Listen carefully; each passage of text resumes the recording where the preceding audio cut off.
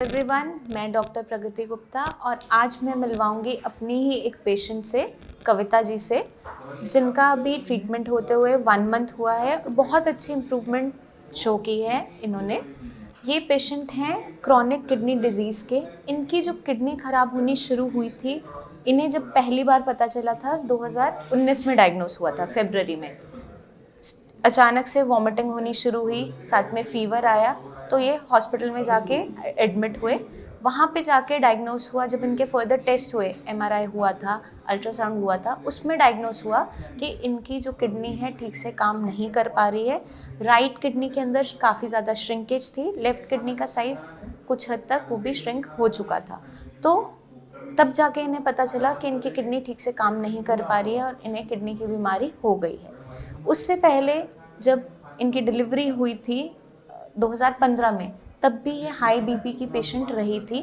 उसी के कारण इनका सी सेक्शन हुआ था, नॉर्मल डिलीवरी नहीं हो पाई थी क्योंकि बीपी अचानक से शूट अप कर गया था। ड्यूरिंग प्रेगनेंसी तो इन्होंने बीपी की टैबलेट्स रेगुलरली, क्योंकि गायनेक की गाइडेंस के अंडर थे, बट उसके बाद इरेगुलर मेडिसिन पे थे, रेगुलर मेडिसिन नहीं खाई। सिर में दर्द रहता था, पता नहीं चलता था कि बीपी बढ़ा हुआ है। पेन किलर खा लेते थे, काम में बिजी रहते थे, बहुत सारा काम करते रहते थे, बट अपनी हेल्थ के ऊपर ध्यान नहीं दे पाए।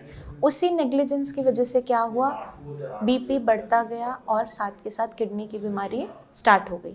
कोई फैमिली हिस्ट्री नहीं थी किडनी डिजीज़ की, बट हाई बीपी के कारण इनकी किडनी डैमेज होती चली गई। ये हमारे पास लास्ट मंथ ही इन्होंने विजिट किया था, जब इन्हें डॉक्टर्स ने जवाब दे चुके थे।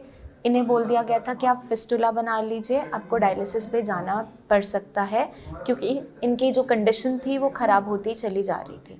तो अब हम बात करेंगे कविता जी से कि कैसे ये साई संजीवनी तक पहुंची और किस तरीके से इनका ट्रीटमेंट स्टार्ट हुआ और अब ये कैसा फील करती हैं ट्रीटमेंट के 1 मंथ के अंदर, और क्या क्या पेशेंट को ध्यान में रखना चाहिए, वो सब ये बताएंगे। तो कविता जी, अभी 1 मंथ जैसे आपका इलाज शुरू हुआ है, तो अब कैसा फील करते हो पहले से? पहले क्या सिम्टम्स थे, अब कुछ बेटर फील करते हो, वो थोड़ा सा हमें बताओ। पहले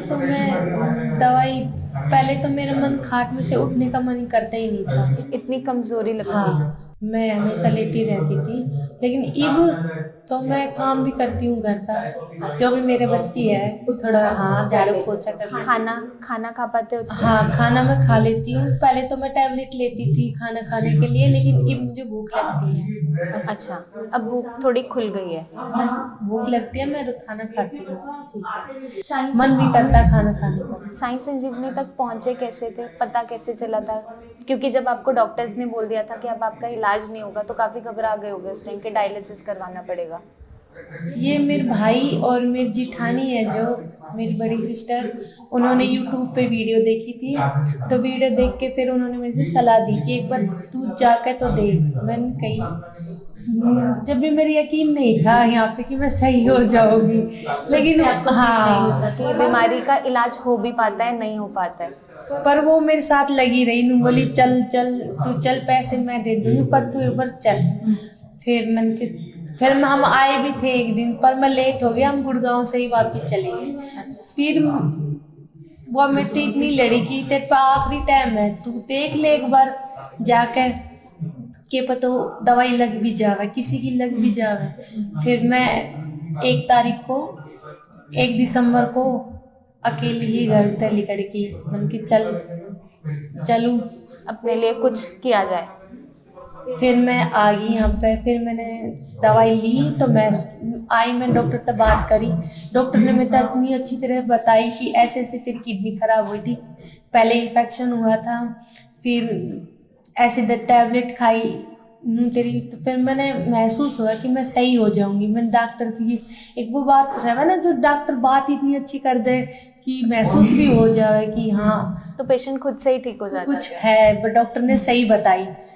तो फिर मैंने दवाई खाई, मैंने कुछ अपने आप में फर्क दिखो। क्या फर्क? एनर्जी, जैसे कि मैं काम भी करने लगी, ना थकान हुई, थोड़ा बहुत काम, हाँ, मैं काम करने लगी। पर अभी ज्यादा काम फिर भी नहीं करना है, थोड़ा थोड़ा करना है। पहले मैं चलती थी तो मेरे पैरों में चला नहीं जाता था, पैरों में ना अजीब सी घबराहट, कंपन होती थी। पर मैं ये घूमने लगती हूँ, झाड़ू झूड़ू कुछ भी, जिस घर का काम है नॉर्मली आराम से सब्जी सूजी काम कर लेती हूँ एकदम। पहले तो मैं खाट मत ही ना उठती, खाई ना करती, बहुत ज़्यादा फर्क है। एक बार सभी ने लेनी चाहिए दवा। जो पेशेंट हैं किडनी फेलियर के, जितने भी पेशेंट होते हैं, मरीज होते हैं, उनके लिए कोई मैसेज देना चाहोगे?